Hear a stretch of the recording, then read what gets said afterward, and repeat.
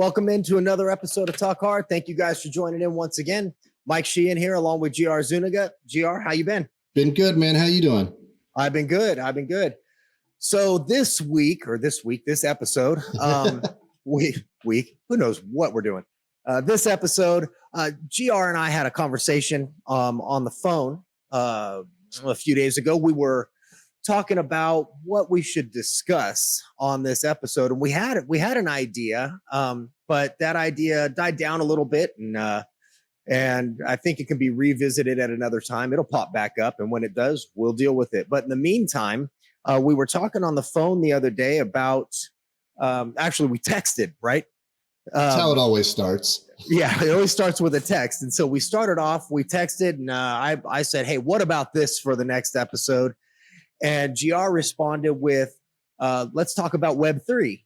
And he said, we'll call it, what the fuck is Web3? And my reply was, well, what the fuck is Web3? Because, and I thought in sending my reply that I probably knew what he was talking about, but I had never heard it called that before. And so I suck at texting. So I gave him a call and we started talking about it. And he started explaining what it was. And sure enough, I had just a different vocabulary about it. And once we started discussing it, it seemed like it was going to be a great informational episode for us to talk about not just what's going on in the world, but something that is actually really pretty close to home. Maybe not even pretty, but completely close to home to you, right, GR? Well, yeah, definitely for me, it's the world that I live in. I own a digital marketing company. And so it absolutely is close to home for me. So when we talked about Web3 and we started talking about it, I literally asked you, and I'll ask you here, to explain what is Web3? Because now that I understand it, I get it. But I think a lot of people don't maybe understand maybe the terminology Web3, or maybe they do, and I'm just so far behind. I am getting old. But why don't you start off explaining that? We're all getting old. And Web3, what the fuck is Web3, right? And what the fuck is Web3, man? For right now, in all reality, Web3 is a buzzword in and of itself, and which is why there's probably a lot of confusion around what it is, why it exists, what it's going to be, and all that. But before we get too deep into that, I think it's important for us to understand how we got here, right? Absolutely. So if you think about it, for those of us who are old, we know a world without the internet. And, yes. We used to play outside. We used to hang out. We didn't swipe right to get a date, all that stuff. We actually had to go out and talk to people. And socialize. And socialize. Yeah. They were good times. But then this crazy new invention called the internet and the World Wide Web came along, and we were asking ourselves the same thing then. What the fuck is the internet? Right. How does it work? What does it do? And what it did was it really brought information to us from all over, right? Anywhere there was information, you can put this information into a page on the web and then display that page. And all of a sudden, you could log on with your, when I first started, I started with AOL to get online. Oh yeah. You had that nasty, nasty digital handshake, that noise. Yeah. Yeah. That's the one. Right, that one. Exactly. So you had that, and the coolest sound you could hear was "You've got mail," because that was probably the equivalent to likes, right? Right. When that was the dopamine rush back then, is to hear "You've got mail." But that was Web 1. It was information presented to us through our computer screens in a very static way. You put the information up, you read it, and that was that. But it was revolutionary. It blew our minds. People were like, whoa, this is a little crazy. We can send emails back and forth to each other instead of writing letters. And for the most part, it was free. Maybe you had to pay your subscription or whatever, but you weren't paying unless for you stamps. had net zero. Yeah, exactly. Unless you had net zero. Remember that? Exactly. So actually, I did have a net zero account. So did I, man. Absolutely. And that was the worst. Yeah, terrible service. Yeah. It was horrible. So then comes along Web 2. And what Web 2 was the Googles of the world, the Facebooks of the world, and social media sprung up. And what happened was this portion of the web allowed us to collaborate with each other, and it made the internet social. We could talk to each other. We could meet, so basically it was those AOL chat rooms on steroids, those PHP bulletin boards on steroids. Or what were they had like community sites. What were they? Those Yahoo sites. Yeah, it was where the internet started to get a memory. Right? Maybe. I mean, you could look at it that way. It would start to remember things that I searched. Well, there was definitely that. Yeah. And obviously, Facebook really took charge of that and led the charge of that. But next thing you know, we're creating these things called MySpace accounts. And MySpace. Awesome. And we were talking to each other and creating our own worlds, online. You could go start a MySpace account with a little bit of HTML snippet, make your own little page, make words dance, do sparkly letters, all that kind of crap. Mm-hmm. Those stupid cursors with the trails, with the trails of stars and all that good stuff. But all of a sudden, the web was interactive. And we can talk to each other and we can socialize and do all of that stuff.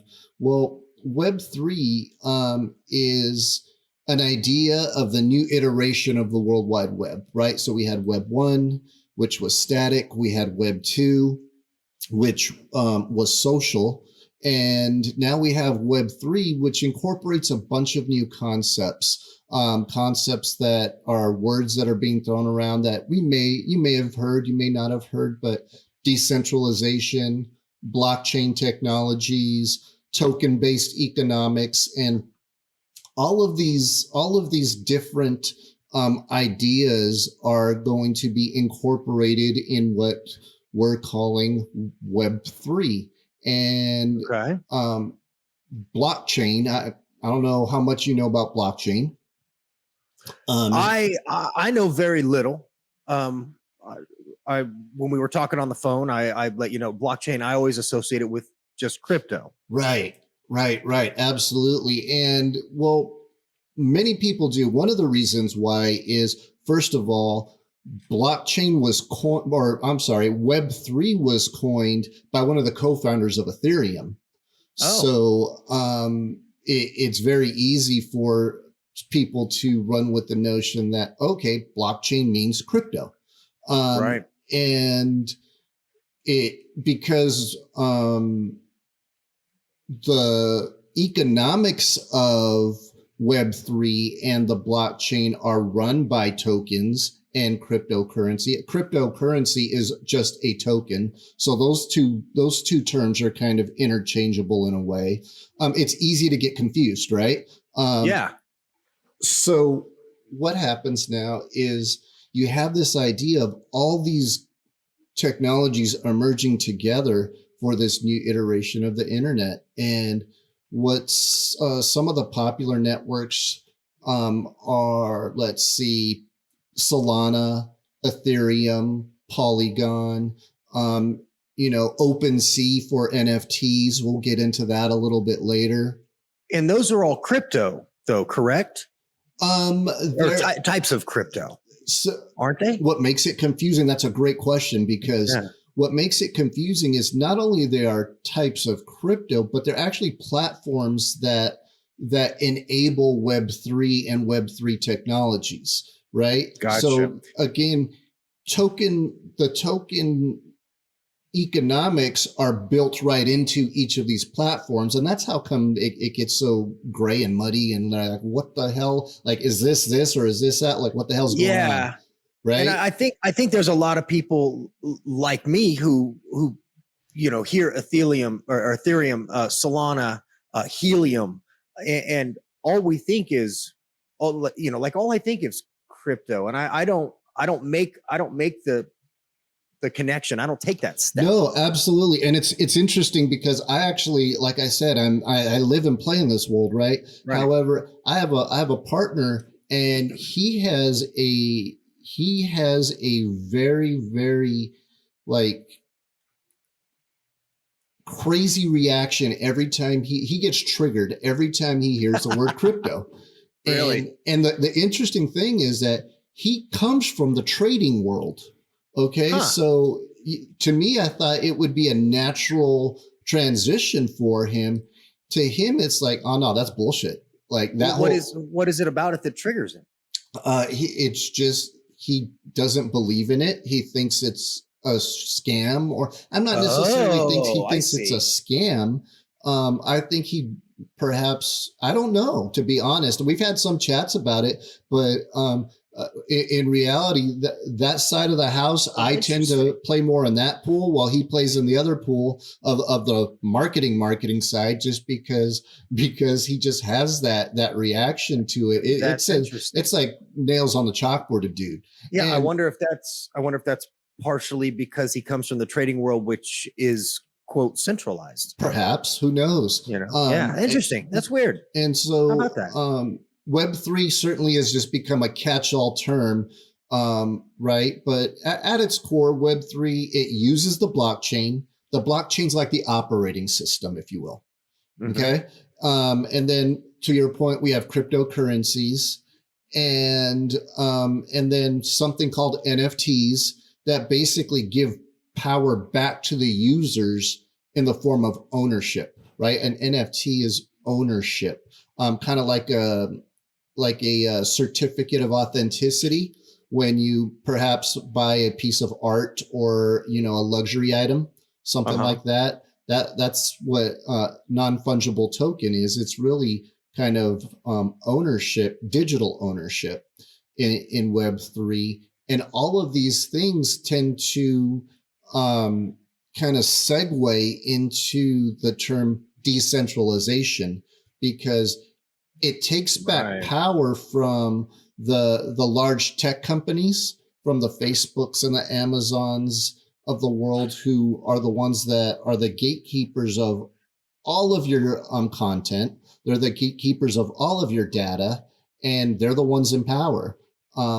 And on the finance side, you're decentralizing things from the banks, right? You're taking away power and putting power in the people's hands. For instance, I've created my own token.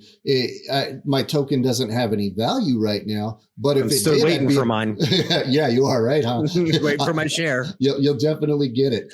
But it's something that once it has value, I've actually taken the power of my own money, my own currency. Could that be one of the reasons that companies like Meta are starting to delve into those realms? I definitely believe that it is, right? They're going to want to be at the forefront of doing this, telling us how it works, telling us how, making us buy into their way of doing it so they can centralize it again. I wouldn't be or at the very least prevent the I can't think of the word, taking away the complete power, decentralization. Right? Absolutely. Yeah. No, for sure. Okay.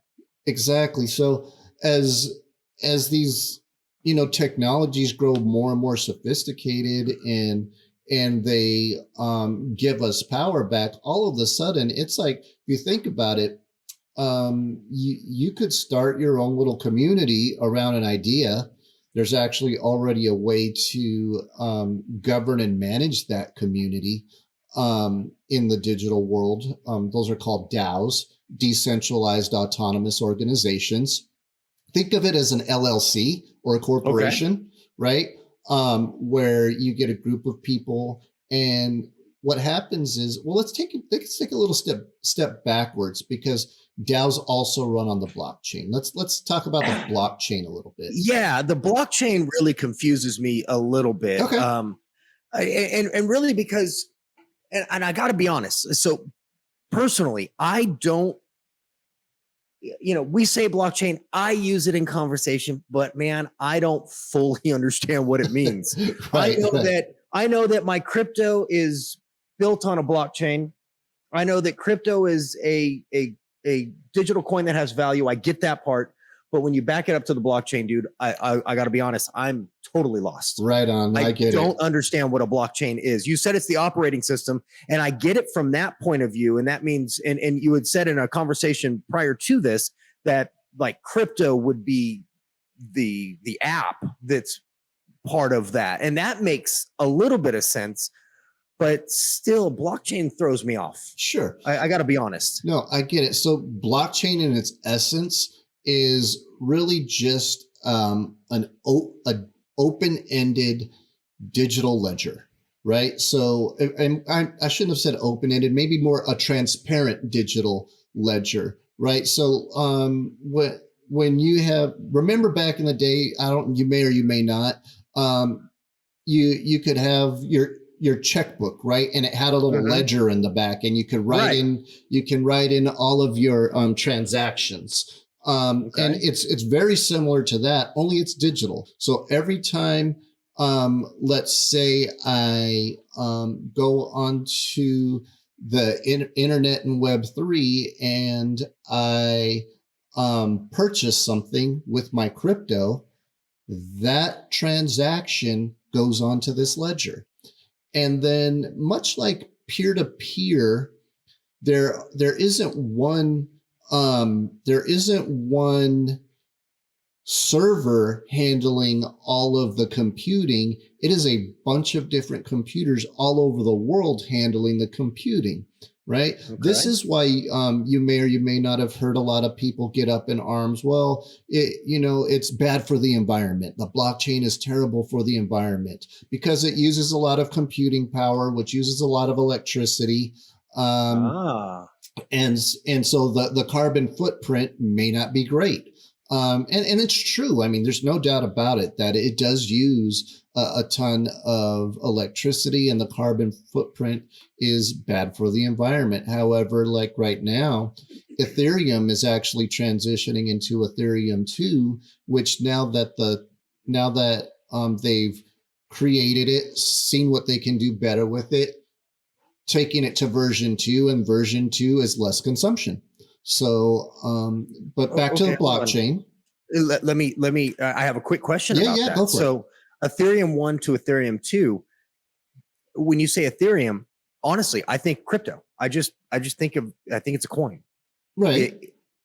But from what I'm getting from what you're saying, it's not. It's a little bit, it's more than that. I'm just not understanding. Yeah, it's both, right? It is a coin. That is their currency. Their currency. Right. And actually, let's even break that down a little bit more. The Ethereum is the platform. ETH is the actual coin. Okay. Now I'm lost. I'm not gonna lie. Right. No, so the coin is ETH. Ethereum is the platform that is part of the blockchain. So Ethereum is an iteration of the blockchain. Remember when we were talking about the blockchain, and you said, but we could create our own. Remember that conversation? Yeah, totally. So think of Ethereum as somebody created their own layer on top of the blockchain. Gotcha. Okay. Now, and then the blockchain is just record keeping. Yeah. Essentially. Is that correct? Essentially. Okay. Yeah. Okay. And then the token that they incorporated into Ethereum is called ETH. Gotcha. And that's for the trading purposes. Gotcha. Right? So now they've gone out. Slowly starting to catch up. So like Bitcoin itself is a token, and which is cryptocurrency. Right? It's a currency, and that the blockchain enabled the trading of crypto because it's the ledger that allows for the trading. Gotcha. Much like it's the checkbook. It's keeping the checkbook, keeping track of everything. Got it. Okay. and for those, so I get it there. And for those of you who only know online banking. When you log into your bank and you look at all of your transactions, that's a ledger. It's the same concept. Yes. Is what you're saying. Okay. So I have a question, and let me know if I'm jumping ahead. If I'm jumping ahead, I'll back off and we'll wait. But so blockchain is the ledger on which Web3 is kept track of. Mm-hmm. Is that correct? Yep.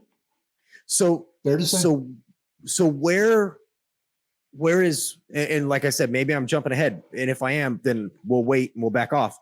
Where is Web3 heading, and how will the blockchain function as the ledger in that? Maybe I'm not asking that question right. So maybe I get a sense of you're asking, how is Web3 going to disrupt Web2 in a meaningful way?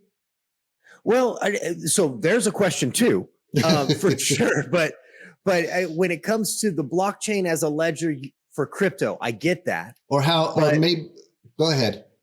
I was just going to say, but blockchain is the ledger that, if I'm understanding this correctly, that Web3 is kind of being built upon. Maybe not built upon as a singular thing, but the concept. It's the operating system.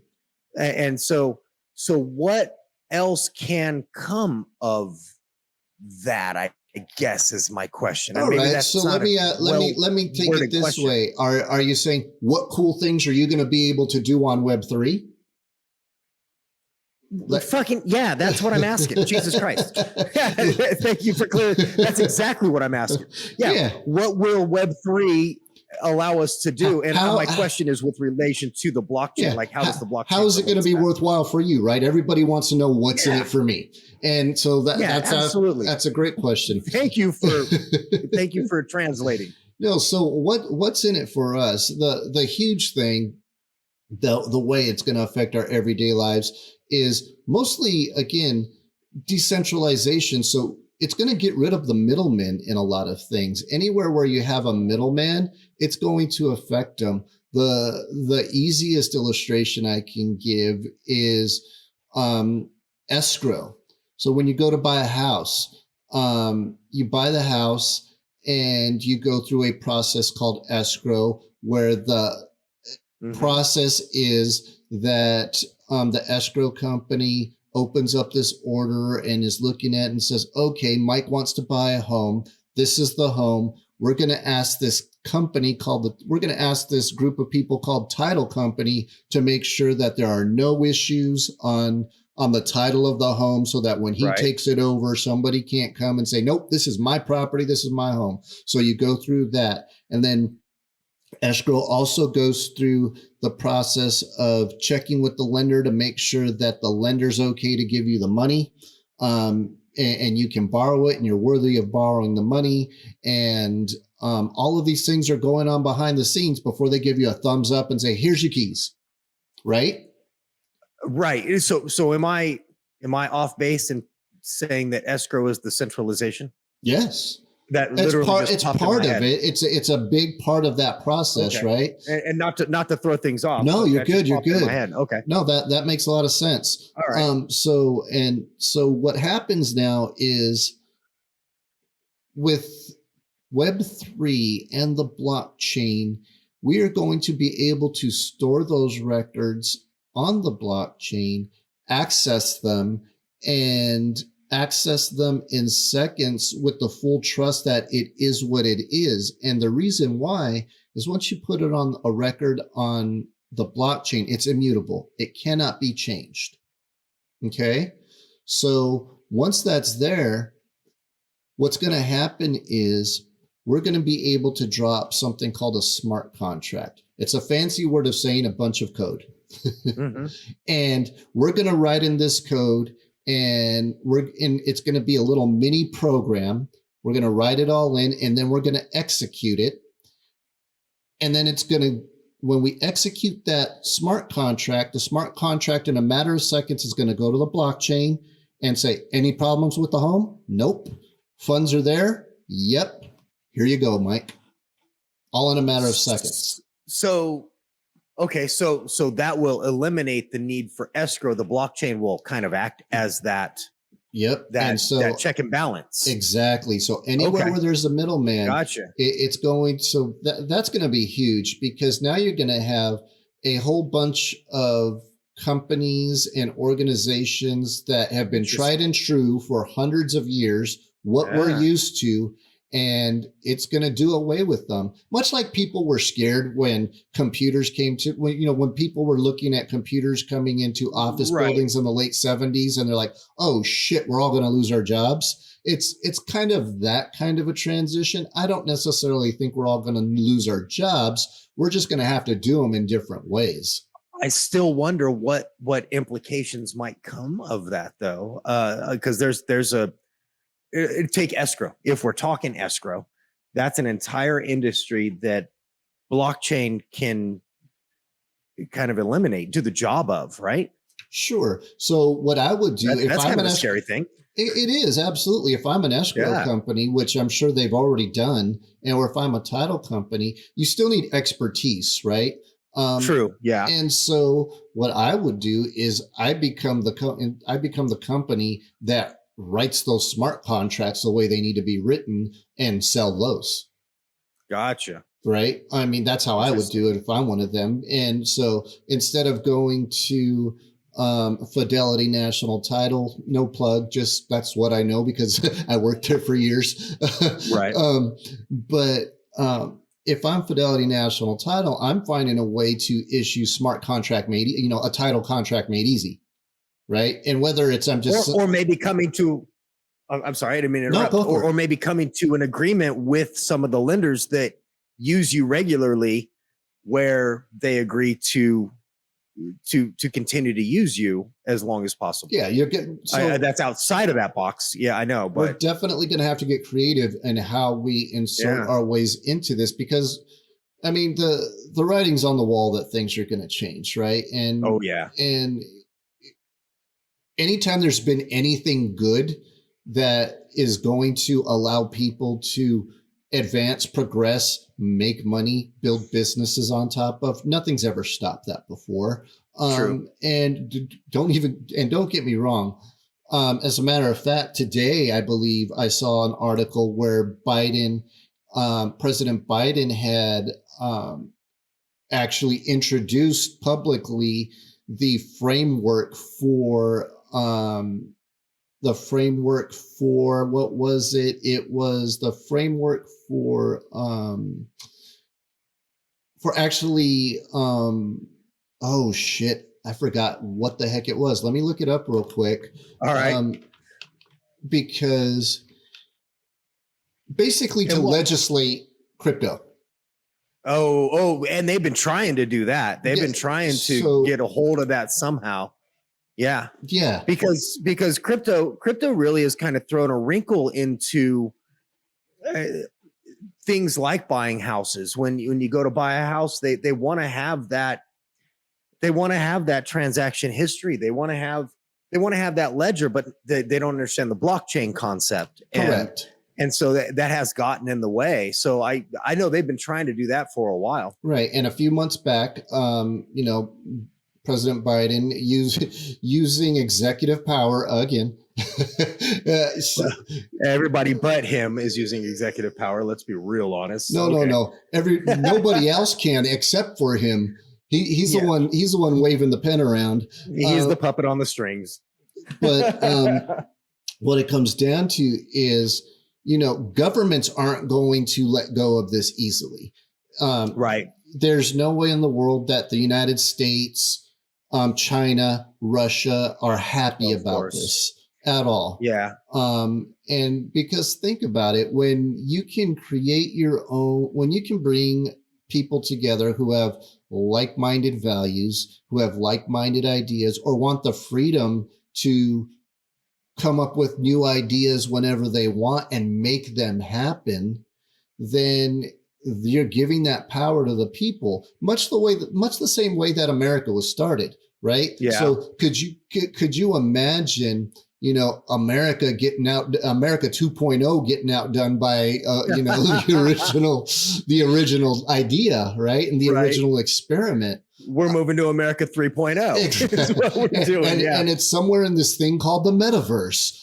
And that's interesting because the government is always going to try and find a way to regulate. And I think that's, I think that's mostly because everybody wants their hand in the pot. Sure. So I think decentralization is fearful from that perspective. So I get that. And it's good and it's bad. I mean, think about this. Right. One of the great things about the internet is everybody could get on it and use it. Mm-hmm. The bad thing is everybody could get on it and use it. Yeah, for sure. And when you have something like decentralization, you automatically get things like, too many chiefs, not enough Indians type of a thing. When you're introducing new concepts of autonomy and that sort of thing, governance becomes a hard thing. And as we know, I mean, look, freedom to do whatever you want, whenever you want, it's a great idea. But at some point, are we smart enough as human beings to actually do the right thing all the time? And maybe it doesn't even smart. Are we good enough people? Are we, right. Do we have that innate thing in us to always do what's right for the community at all times when no one's watching? Yeah. And the worry is there's always going to be somebody who wants the upper hand. Well, not even the upper hand, but not only that, they're going to want to take advantage of those. That's what I mean. Yeah. So I thought you meant upper hand by power, having the power. I meant upper hand by personal gain is what I meant. There's always going to be somebody who's going to try and manipulate whatever system for their benefit. Exactly. That's what I meant. Yeah. And that's what's scary about these types of things. That's what was scary about the internet in the first place. It's why people had a lot of fear about television when that came out.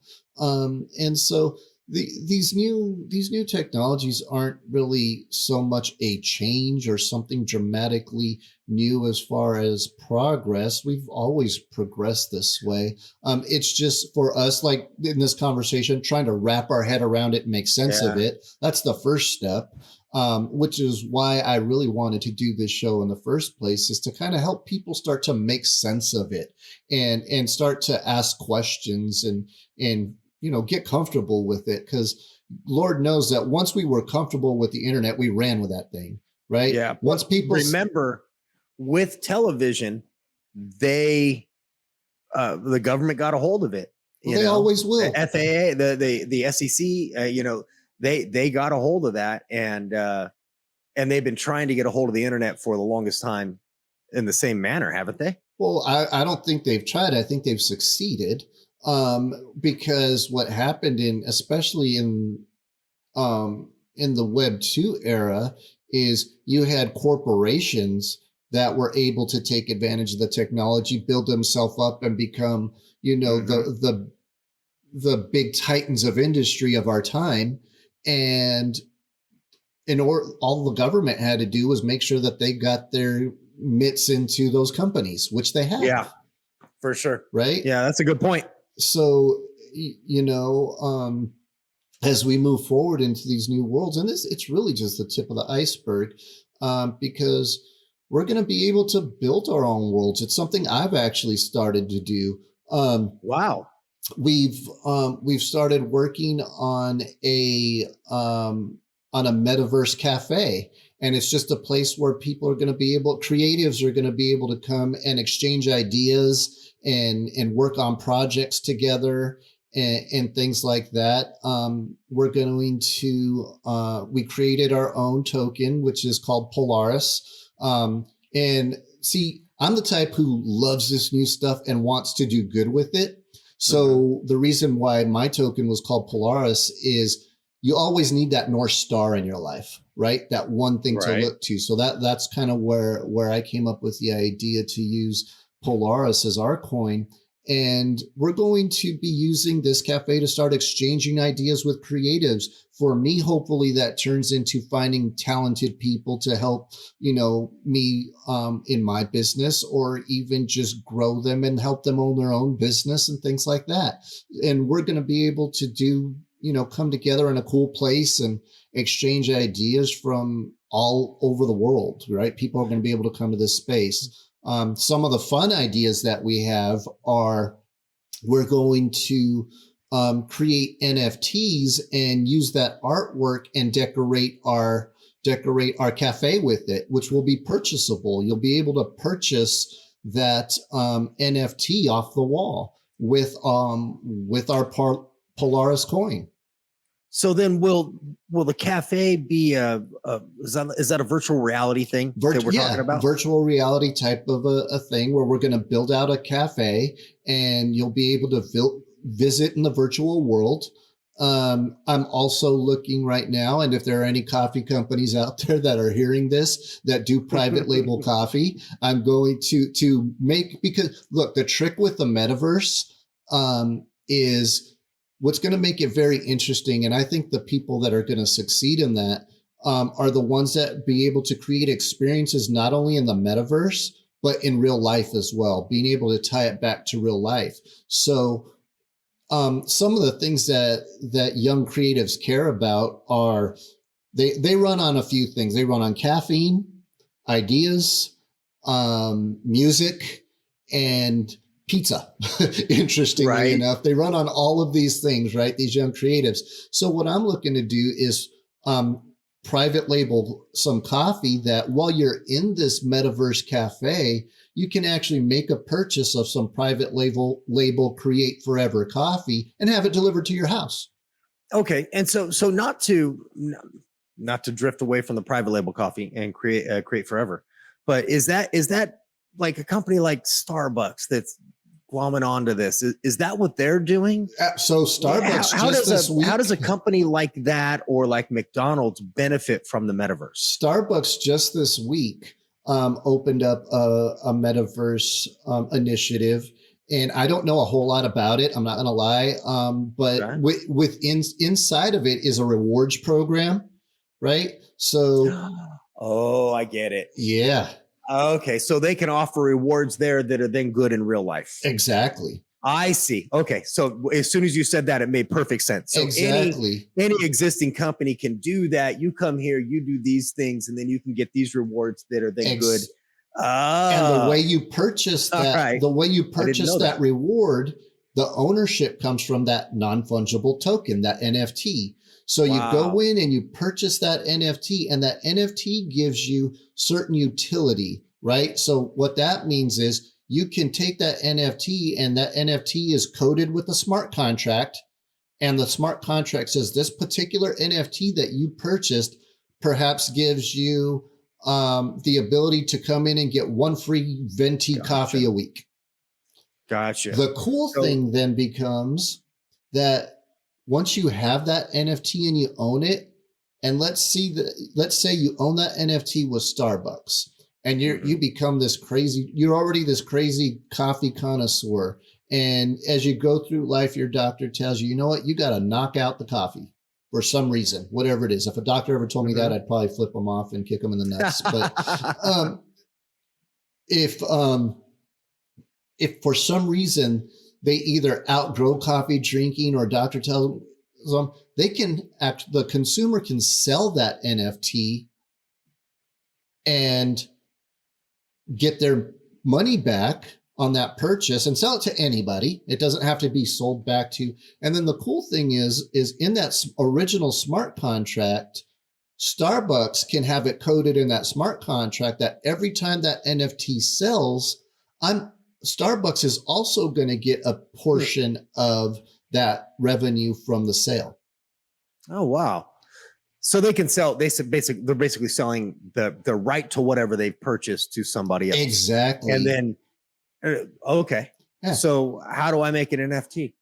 I mean, how do I, I want to get paid every time somebody sells. You know what? That's a great question. And that is actually probably going to be another episode, or, something perhaps I can do a workshop and we can somehow link it into this, but that's a great question.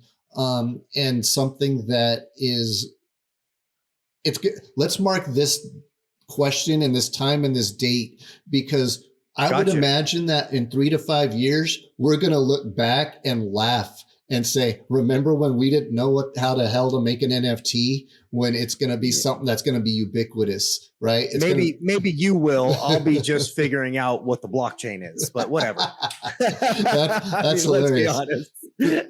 So, I'm a little bit behind you, bro. No, that's all right. That's all right. So the cool thing is that it's going to open up all kinds of possibilities for businesses to do things they haven't done before in creative ways that people care about. For people, what's good about it is it's going to give them ownership, right? So what's kind of nice for these companies, big and small, is think about this, when people have ownership in something, they care more, right? Yeah. So the big draw for companies that are building, communities within Web3 is to attract a bunch of people that really care and have ownership in what's going on, with whether it's just a rewards initiative or whether it's a bigger part of the company. So there's companies that if there's something that they care about, that they can weave it into their Web3 initiatives, much like, look, in Web2, it went way overboard, where they're like, the Tom Shoes thing. When you buy a shoe, we're going to give, $5 to, a third world country kind of crap. Well, this is going to be able to do it in a much more meaningful way. The cool thing is that, and my hope is that, especially with tokenomics, that when we bring enough people into these communities, we're able to take our own personally made tokens and actually bring them real value. And so that we're able to go out and do things like help a very talented artist build their own business and go into business for themselves. Or if you're into helping the rainforest, that you can do that in a meaningful way, right? Now, don't get me wrong. There's always going to be people that are going to fuck up a good thing, and that shouldn't detract us from doing it anyways, right? Let's make sure we can do good with that sort of stuff, and it's exciting for me. And I think it's going to be a big deal to all our lives in the next 3 to 5 years to come. But what that does also is that creates that builds buy-in and loyalty with the brand. 100%. Right? Yeah. Okay. 100%. It builds loyalty, buy-in, especially if it's something that you really, really care about. Right. Mm-hmm. So, like, for instance, if I'm a big Dodger fan, and if, let's say I'm in New York and I run into somebody on a subway wearing a Dodger hat, I'm going to have that instant connection with them. Right. And I'm going to probably instantly trust them more than I would anybody else. Whether I should or not is a different story. Yeah, that's crazy, but okay. Exactly. But there's going to be that instant connection, right? And it's going to be similar to that, where you identify on a certain level, and then you're going to there's going to be that loyalty and trust that wouldn't necessarily be there, that common ground. Yeah. And that's really powerful, especially for brands. Right on. Yeah. So that's one of the really, really cool things that I think is going to have the most impact on our lives, because let's face it, we're consumers, and that's not going to change anytime soon. And once people really start to see that and understand that they can build community, they can build long-term loyalty, and build their own economics around that, that is super cool.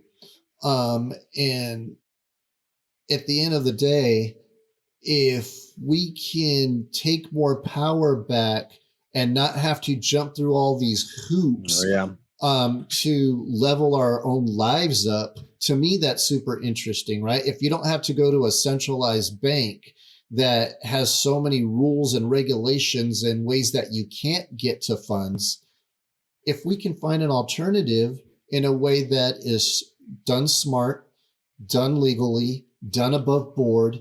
Why the hell not? One last thing I would ask about that with regards to that is, what about, what about fluctuations? I mean, the dollar fluctuates in value, mm-hmm. but and each crypto fluctuates in value at mm-hmm. its own rate. We often hear the term volatility mm-hmm. With regards to that market. Are there pros and cons to that volatility, or Absolutely. Are there? There's always going to be a risk, right? Volatility in itself means bad things can happen, and in any venture, in any investment, and let me also add this too, guys. Everything that we're talking about here is not investment advice. We're not telling you to go run out and start we're not telling you to run out and go start up your own coin and ripping people off or get ripped off. We're not giving you. But if you do, though, we get some automatically. Not me. I'll still steer clear of that. But this is definitely not financial advice in any way, shape, or form. This is all for educational purposes. But to your question, Mike, yeah, there are bad things. We've experienced. I mean, right now we're going through what's called the crypto winter. That's mm-hmm. what they've tagged it with. And in 2008, in the world that we're all used to in the centralized world, I mean, I lost the shit out of all kinds of money in my 401ks and other investments there. Volatility, look, it's not security. It's not a sure thing. And people do need to beware, and people do need to ask a lot of questions. And when they start investing in different projects that are attractive to them, they do need to do their research. Just like when you go and make an investment, which people don't do it. Maybe that's something that we have to do a better job of as people in the first place anyways. But when you go to make an investment, they always give you a prospectus. Who the hell has ever read a prospectus? Right. But that's where all the information is that talks about volatility, that talks about pitfalls, that talks about the pros and cons. Obviously, when they give you the perspective, they're going to shine up their pros and push down their cons, but they have to put them in there. And so, buyer beware, do your research. But it's going to be a hell of a ride, and there's going to be winners. There's going to be losers. There are going to be people that are, snake oil salesmen. There are going mm-hmm. to be the Robin Hoods of the world. All of that's going to happen again. There's no way around that. It's just going to be in a new, exciting way. Yeah, I remember. What was it? It was 2017, 2018. I put some money in Bitcoin, and Bitcoin fell a little bit, and I freaked out and pulled my money out within like a month. And then in 2020, Bitcoin was worth like $60,000, and everybody was like, "See, I told you." And now where are we at with Bitcoin? And I'm like, well, I still, I saved. I mean. And it's going to come back again, and it's going to go down again. And anybody who's been in investing at all. It's all about timing. Well, less about timing. That's very short term. It's more about if you were to look at a graph of the stock market over the last 72 years, it starts here. It goes up, down, up, down, up, down, up, down, up, down, major fall, major rise, up, down, major fall, major rise. But if you look at the end point, it's in the end. In the end, it's way up here and it started way down here. Right. So overall, the gains have been substantially more than where it started through that volatility that you're talking about. No, I hear you. Yeah. Overall, the holder wins. Exactly. I mean, investing to me has always been a long-term game. There are a ton of people that get a rush out of the short term and day trading. It's fun to do. I don't advise anybody to do it, but it's stressful as hell. It's fun and you get rushes, and I mean, you might as well be gambling, but exactly. Yeah. what's kind of cool is with our own tokenomics, we'll be able to create our own ways of doing it. You can, I mean, and look, we've already been training our kids to live in this world anyways. If I look at my son's video games, his baseball video game right now, there is nothing but it shows you how to trade cards for value, wow, and buy things. Video games, you've been able to buy digital assets in video games. Learning how to build the metaverse. One of the big, some parents out there might already know, Roblox. Yeah. Right. And in Roblox, you have to buy, I don't know what it's called, but you buy their own currency. They're called Robux. Okay. So Robux, you buy Robux to go in. So, I mean, that's essentially a metaverse world, right? Yeah, and kids are learning how to build in that, and they're learning how to trade in that, and they're comfortable with it. They're natives to this. And so before you know it, once we've wrapped our head around it and the powers that be kind of, give us a little bit of leeway to fuck it all up, then we're going to be weird. It's weird that they've been teaching our kids to do that long before we learned how. Oh, absolutely. And it's not weird. It's always been that way. Well, yeah, but I just realized that right now. Sure. I mean, the light goes on. You're like, oh shit. Yeah. Yeah. When you said, when we talked about Robux, I was like, oh my God, that son of a bitch. He's way ahead of me. Yeah. You know what I mean? It's definitely been like that. Even Minecraft, right? You're building these virtual worlds, and these kids, they're used to it. They know it. The games that they've been playing, I don't know, what's the one where you fly in and it drops you off? I don't know what the hell it is. You got all I had to give with Robux. They have they have dances and shit in there, and because they're native to all these things, and they start running with it, which is why I'm starting with educating young people to not only they're going to be skilled in these worlds, right? They're going to be skilled in how to do it, but they're not going to know how to build a business out of it, or to take it in a way where they can leverage their skill set to enrich their lives or the lives of the people around them with it. And so I think that's my opportunity and my team's opportunity to kind of, harness their skills and then be mentors to them in how they can take that skill and make it last a lifetime, hence create forever. Right. That's awesome. So obviously, I mean, I'm not the only person. I have your phone number, so I can call you when I have questions. Right. But other people that are listening are definitely going to have some other questions. Maybe ask you to revisit some stuff. How can they get a hold of you? Should they have those questions? Best way to get a hold of me is probably just email me. I'll throw my email up here on the screen. Go for it. grzuniga@createforever.media. Feel free to reach out anytime, ask away. I am out there on the interwebs. I think GR Zuniga is my Instagram handle. And you could reach me there as well. All right. So yeah, you guys, if you have other questions, you can leave a comment below and we'll reply. Or you can reach out straight to GR individually if you have some other questions, or you want to get involved, or you have an idea that you think might be beneficial to yourself and to GR. Reach out. Let us know how you think, or what you think of what we're doing here, what you think of this episode. Comment below.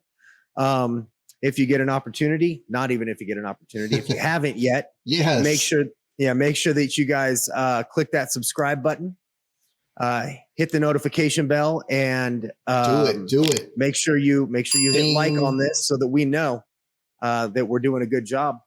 And GR, any closing thoughts before we get out of here? I think that my closing thought would be open-minded, ask a lot of questions when it comes to Web3, but most of all, just enjoy the ride. Oh, for sure. All right. Well, with that, dude, we'll let you guys go. Thank you guys for joining in. It's been a real interesting and eye-opening conversation for me. I know that. And I'm sure there's some other people that it's been really eye-opening, and it's probably raised some questions for you guys. So make sure you guys get in touch and ask the questions so that we can explain those questions to you guys. Because I know I'm a pretty smart guy. But there's a lot of stuff on here where I've been like, oh no, really?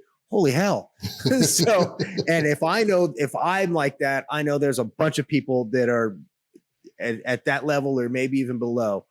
So make sure you guys reach out. Thank you guys for tuning in, and we will see you guys next time. Thank you guys for joining in. And as always, talk hard.